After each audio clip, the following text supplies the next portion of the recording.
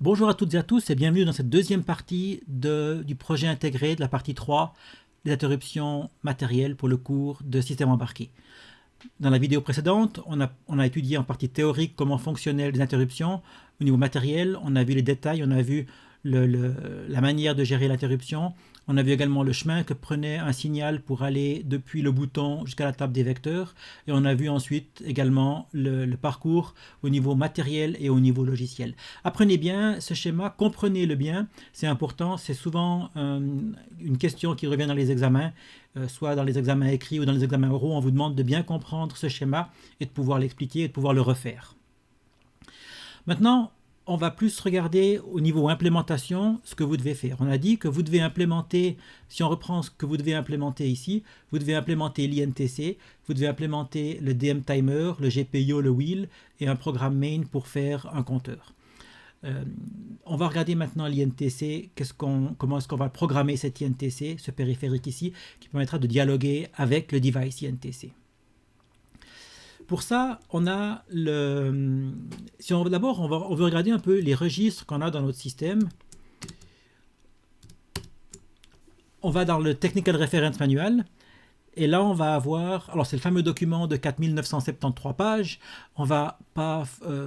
C'est pas évident de retrouver là dans les choses, mais tout ce qui nous intéresse à nous, c'est assez central, c'est dans le chapitre 6.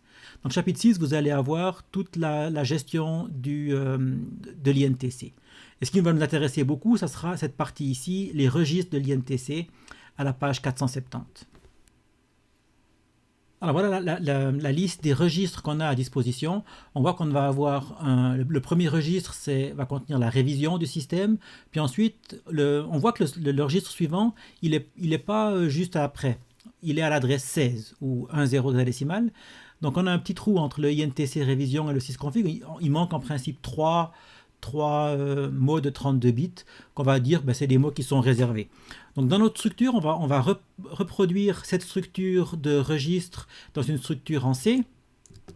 Et pour ça, on va donc définir ici le INTC contrôleur, où on va avoir la révision, qui sera le premier mot qu'on va utiliser. Ensuite, on va avoir ce res 1, 2, 3, pour dire c'est 3 mots réservés, on n'a rien à cette place-là. Ensuite, sysconfig, sysstatus, ça correspond à ce que vous aviez ici, le sysconfig, sysstatus. Maintenant, on doit avoir un système qui gère 128 bits. On a 128 entrées possibles, mais on n'a que des registres de 32 bits. Donc ce qu'on va faire, c'est que on va prendre 4 groupes. Si on regarde ici, par exemple, on a le ITR0, puis après on a le ITR1, on a le ITR2 et on a le ITR3. Donc le ITR0, il va prendre les 32 premiers bits, les ITR1 et les 32 suivants, etc. jusqu'à ce qu'on ait les 128 bits. Et ça va se répéter de ITR jusqu'à pending FIQ. Et si on regarde dans notre structure qu'on a définie nous ici, on a aussi repris les ITR et les pending FIQ qu'on a mis dans une sous-structure et qu'on a répété 4 fois. On a fait un tableau qu'on a appelé flags, qu'on a répété 4 fois pour avoir ces différents registres. Donc si on veut maintenant accéder à une de ces 128 lignes, qu'est-ce qu'on doit faire? On doit d'abord savoir dans quel registre on veut aller, et le registre, on va le trouver en divisant par 32, en entier, le numéro de la ligne.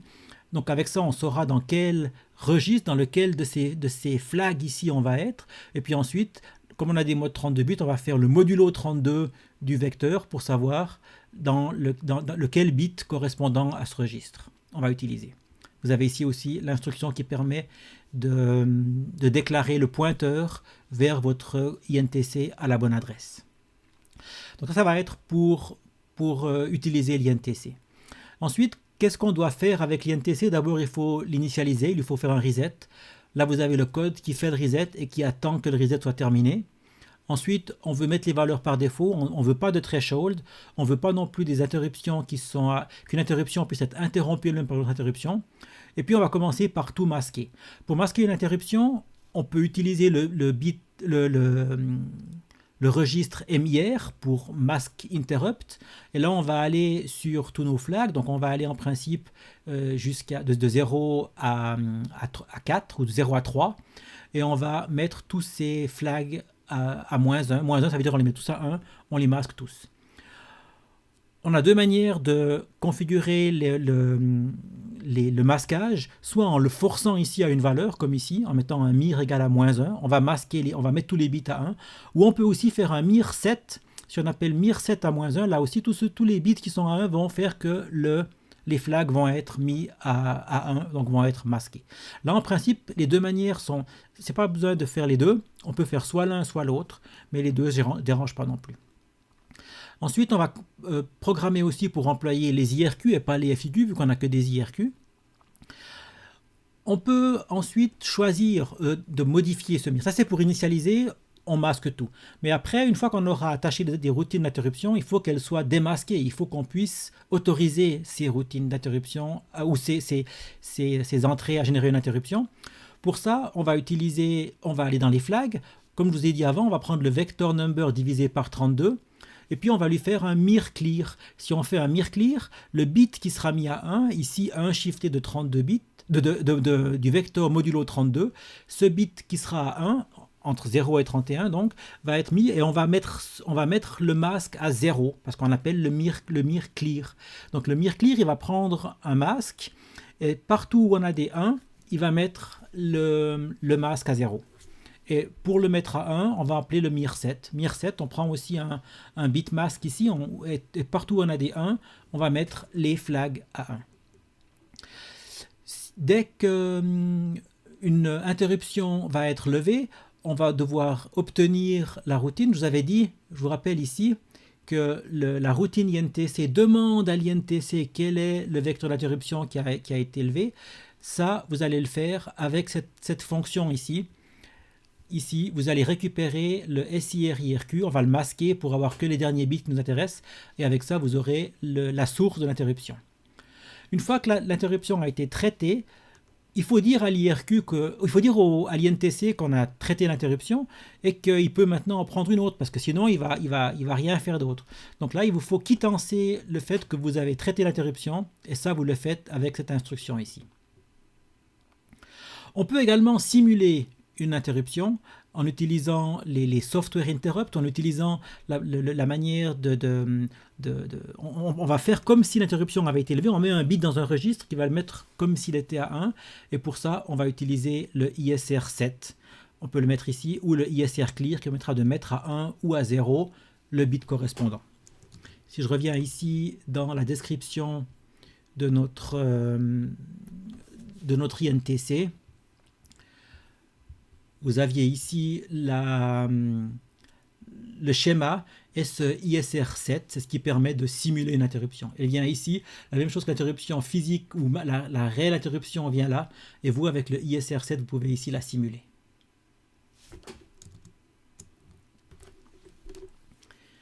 Ok, ça c'était pour la programmation de l'INTC. Maintenant, pour le GPIO, vous allez utiliser le AM335X GPIO. Je vous invite à lire le header file pour savoir ce qui est disponible dans ce module. Donc, il est dans la librairie libbbb. Et vous avez déjà aussi un service qui vous permet de configurer une des pins pour qu'elle génère une interruption. Donc ça, c'est pas à vous de la faire, vous pouvez directement utiliser la méthode qui vous est donnée ici. On peut également choisir, donc on choisit le mode d'interruption. Est-ce qu'on veut sur un flanc montant ou un flanc descendant? Vous pouvez aussi programmer la logique d'anti-rebond.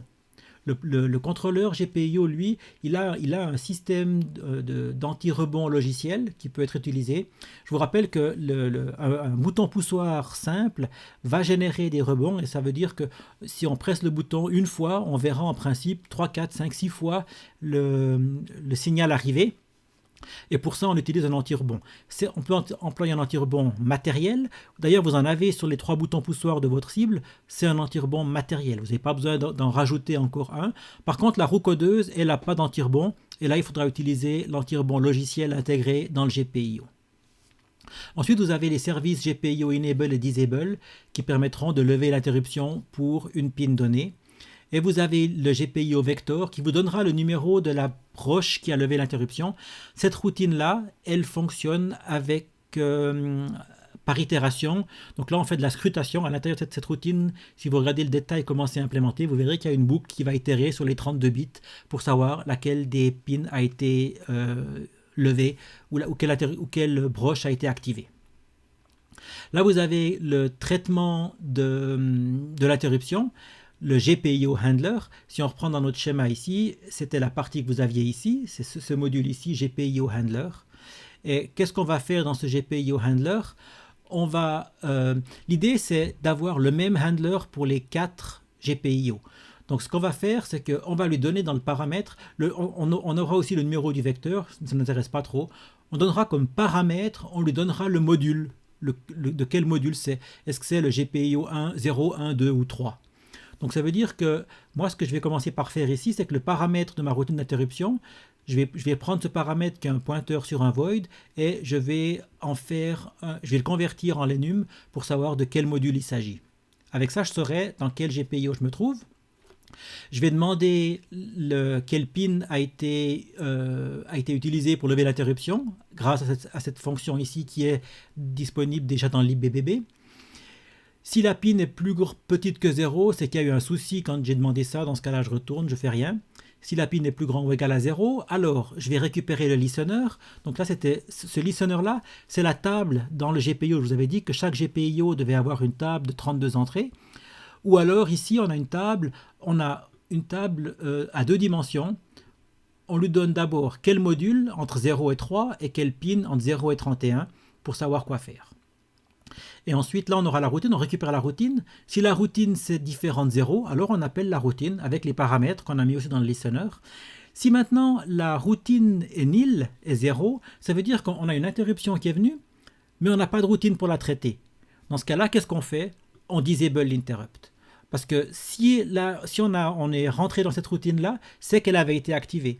Et comme on ne sait pas comment la traiter, le mieux à faire, c'est de la disabler pour qu'elle ne revienne pas une fois suivante. Sinon, si on ne fait pas ça, on risque de la revoir et simplement de faire le travail pour rien.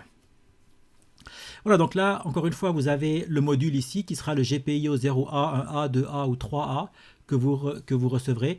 Comme on ne fait pas d'interruption imbriquée, on n'a pas besoin d'utiliser les sorties B des GPIO, on garde que les GPIO A. Quand on va initialiser le GPIO, qu'est-ce qu'on va faire? On va initialiser nos 4 modules, nos 4 GPIO, et puis on va attacher la routine GPIO handler pour les entrées correspondantes au GPIO 0, 1, 2, 3. Là, avec ça, on va mettre dans le INTC on event, donc ça veut dire qu'on va attacher dans la table qui est gérée par l'INTC, dans cette table qui est au niveau de l'INTC ici, on va lui mettre dans cette table-là les entrées pour pointer les 4 fois, pour les 4 GPIO qui pointent vers la même routine, avec simplement comme paramètre le numéro du GPIO. Donc voilà, on va utiliser chaque fois 4 fois le GPIO handler, sauf qu'on lui passe le 0, 1, 2 ou 3 comme paramètre, comme ça on saura quoi faire. Voilà, ça c'était pour le GPIO. Maintenant pour le timer. Le timer, notre timer qu'on a dans notre système à nous, il génère une interruption dès qu'on a un overflow. Dès que le timer dépasse une certaine limite, dès qu'il arrive au maximum de ce qu'il peut avoir, alors il fait un overflow. Et là, le timer, ou le compteur du timer, il ne redescend pas à 0, mais il redescend à la valeur qu'on a configurée. On configure cette valeur, ça veut dire que cette valeur, plus elle sera grande, plus la période ou plus la fréquence sera élevée, plus la période sera courte. Si j'ai ici un nombre qui est très haut, mon système il va générer beaucoup d'interruptions. Si par contre ce que je charge dans le système est très basse, alors ça va durer beaucoup plus longtemps entre chaque interruption. Donc je peux régler la fréquence de mes interruptions grâce à la valeur que je vais utiliser pour charger dans le registre lorsque j'ai un overflow. Mais l'interrupt, il va toujours apparaître lorsque j'ai l'overflow. Pour ça, on va lui charger dans le registre TLDR pour Timer Loader. C'est dans ce registre ici que je lui charge la valeur que j'aimerais qu'il reprenne lorsqu'il a un overflow. Il faudra encore configurer le IRQ Enable Set aussi pour avoir l'interruption. Donc on voit ici ce qui va se passer. On va d'abord récupérer la période. Pour ça, pour savoir la fréquence, la période qu'on va lui donner en millisecondes, tous les combien de millisecondes on aimerait être interrompu, multiplié par la fréquence divisée par 1000, et c'est ce qu'on va utiliser pour configurer dans le TCRR la valeur qu'on va initialiser au début. Notre registre, il aura cette valeur au début, et le TLDR aussi, et le TTGR également. C'est les valeurs qui vont être reprises toujours. On aimerait toujours recommencer à cette valeur-là. Ensuite, on va inhiber les interruptions et on va configurer le timer pour qu'il soit en mode auto-reload et pour qu'il démarre, pour qu'il starte. L'idée, c'est qu'on démarre le timer avec une fréquence donnée et normalement, on ne le change plus, on ne le modifie plus. Maintenant, si vous avez besoin de le changer, vous pouvez, mais l'idéal, ça serait quand même de faire en sorte qu'on ne change plus vraiment la valeur du timer. Pour rappel, on a une horloge de 24 MHz et on va utiliser ça pour le timer frequency ici. Et comme on est en mégahertz, on va diviser par 1000 pour passer des millisecondes avec les mégahertz. La même chose que pour l'INTC, si on a une interruption qui est levée, alors on doit également quittancer l'interruption pour dire c'est bon, j'ai traité l'interruption, tu peux lever la suivante. Pour ça, on va utiliser le IRQ status pour pouvoir programmer ça. Voilà, maintenant l'encodeur rotatif. Là aussi, l'encodeur rotatif, on a ces deux signaux A et B, qu'on a ici, channel A, channel B, qu'on va lire depuis le GPIO. Et l'idée, c'est de lever une interruption sur un des deux signaux. Alors nous, on va plutôt lever l'interruption sur le canal A, parce qu'on pourrait lever sur le canal B, mais le canal A, c'est celui qui est à chaque cran. Le canal B, il est entre les deux crans. Donc l'idée, c'est que quand le signal A change d'état, dans ce cas-là, on lève une interruption. Et dans les deux cas, que ce soit un flanc montant ou un flanc descendant, dans les deux cas, on doit lire le signal. Et pour savoir dans quel sens on a tourné, il suffit de comparer les deux valeurs, parce que nous, on va lire droit après. Donc ça veut dire que dès qu'on va lui prendre le getState ici, ça veut dire que le A vient de changer. Donc on va récupérer la valeur de A et de B, et on va pouvoir savoir si c'est les mêmes ou pas, dans quel sens on tourne. Je vous laisse peut-être faire un dessin et documenter ça aussi dans votre rapport sur comment est-ce que ça fonctionne l'encodeur rotatif avec vous faites aussi le schéma ou l'illustration de A et B qui changent et vous expliquez comment est-ce que ça fonctionne avec une petite state machine éventuellement, le système d'interruption pour l'encodeur rotatif. Ok, donc ce que vous allez faire, vous allez implémenter l'INTC, dans laquelle vous allez avoir une routine aussi. Vous allez pouvoir accrocher des routines de type INTC Service Routine. Ici, vous avez la description, les 128, si vous les voulez, vous les trouvez dans la documentation. Ici, on vous donne déjà les plus importants pour le GPIO et pour le timer. Vous pouvez reprendre ici, c'est les numéros qui correspondent aux numéros des INTC, donc entre 0 et 127 pour les différents périphériques. Là, vous devez faire un INTC init pour initialiser votre système. Et puis, on va gérer cette table. On aura le INTC onEvent qui va gérer cette table de 128 entrées. Vous lui donnerez ici un vector number compris entre 0 et 127, la routine et le paramètre. Et là, vous allez gérer la table qui sera connectée à l'INTC. Donc, c'était cette table qu'on avait ici au niveau de l'INTC pour pouvoir savoir quoi faire. Donc ça, c'était pour la gestion de l'INTC. On aimerait également avoir un INTC force pour pouvoir tester. On lui mettra un bool à true ou à false pour pouvoir tester le système. Dans le GPIO, la même chose. On va définir un type de pointeur de fonction pour les listeners. Vous allez également avoir des tables. Puis là, on va lui donner un mode. Ce qu'on va faire, c'est que quand on va configurer, on aura des modes. Et puis, on aimerait pouvoir, avec ça, configurer les différents paramètres de notre GPIO. Typiquement, est-ce qu'on aimerait avoir du debounce, oui ou non? Est-ce qu'on aimerait avoir une pull-up, oui ou non? Et quel type d'interruption on aimerait avoir? Alors, on pourrait avoir plusieurs paramètres pour ça. Là, on a plutôt choisi de faire un système de bitmask ou de bit set dans lequel chaque bit représente une des possibilités qu'on a pour notre système. Ce sera ce GPIO mode qu'on aura ici. Donc nous, on va mettre le init, ensuite on va mettre le onEvent, et dans le onEvent, on lui dira pour quel module GPIO, pour quel pin, et pour quel mode on aimerait configurer, et on lui mettra ensuite la routine qu'on aimerait appeler. Là aussi, donc, pour répéter, on a mis toutes les possibilités de configurer dans une seule variable, mode sous la forme d'un bitset. Si vous trouvez plus intéressant d'avoir plusieurs fonctions, typiquement une pour le debounce, une pour le type d'interruption, vous pouvez le faire ça aussi si vous voulez. Le DM timer, ce qu'on va faire, c'est qu'il faudra la possibilité aussi d'avoir une routine qu'on aimerait accrocher au timer qui sera appelé chaque fois que le timer aura atteint sa période. Donc là aussi, on va faire un set timer pour pouvoir configurer la valeur limite pour aller de plus en plus vite dans notre système. Là aussi, on a une certaine limite par rapport aux 24 MHz. On ne pourra pas avoir un temps très très lent. Parce que dans ce cas-là, on va arriver trop vite à 32 000, et même si on mettait le TLDR à 0, on aurait quand même une valeur qui est trop grande. On peut, avec le système, utiliser des périodes plus grandes en configurant pour ça un prescaler. Ça permet de diviser la fréquence d'entrée par une certaine valeur et pour le faire aller moins vite. On n'en a pas vraiment besoin parce que nous, on n'a pas besoin d'avoir des très longues périodes dans notre système. Donc l'implémentation du prescaler n'est pas nécessaire, mais si vous avez envie de le faire aussi pour avoir des fonctionnalités plus grandes, vous pouvez le faire. On aura aussi le get period pour savoir quelle est la période qui est actuellement configurée dans notre système. Et puis on aura un DM timer on event dans le cas aussi. On lui dit quel timer on veut utiliser et quelle routine on aimerait accrocher lorsque le timer va arriver à la limite. Donc on configure en général sa période et on lui accroche une valeur.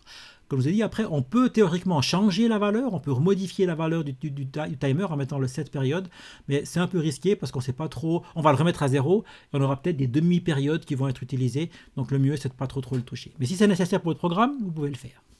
Après, on aura le DM timer start qui va simplement démarrer un timer ou un stop qui permettrait de le stopper. Le wheel aussi, on aura la même chose. On a un pointeur de fonction, le wheel handler. Qu'est-ce qu'on aimerait appeler comme fonction quand la wheel tourne? Et là, on lui donnera un paramètre qui sera la direction. Est-ce qu'on a tourné à gauche ou à droite? Vous aurez un wheel init et vous aurez un wheel on event qui sera la routine qui sera appelée. Et la routine recevra comme paramètre la direction et elle saura directement quoi faire. Voilà, ça termine avec ça le code ou l'explication du code pour le TP.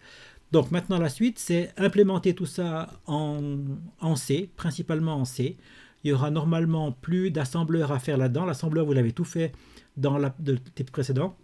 Donc là maintenant c'est tout implémenter ça en C, faire un programme qui implémente le compteur avec la roue codeuse, avec les boutons, avec le timer qui rafraîchit l'écran.